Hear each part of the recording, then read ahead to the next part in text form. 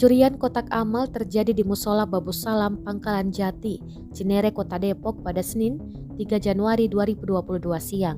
Aksi terduga pelaku yang berjumlah 1 orang pun terekam kamera pengawas CCTV dan videonya viral di media sosial.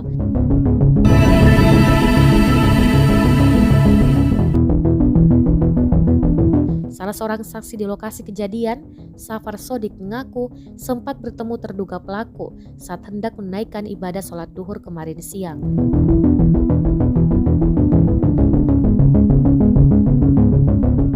Lanjut Safar, pencurian itu pun baru diketahui pagi tadi setelah pengurus musola mendapati kotak amal yang ada di depan pintu sudah kosong tak terisi.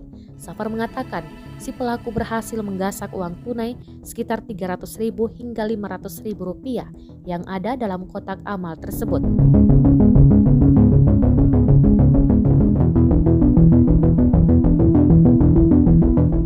Safar pun tak habis pikir dengan ulah si pencuri yang menurutnya nekat mencuri uang dalam kotak amal musola.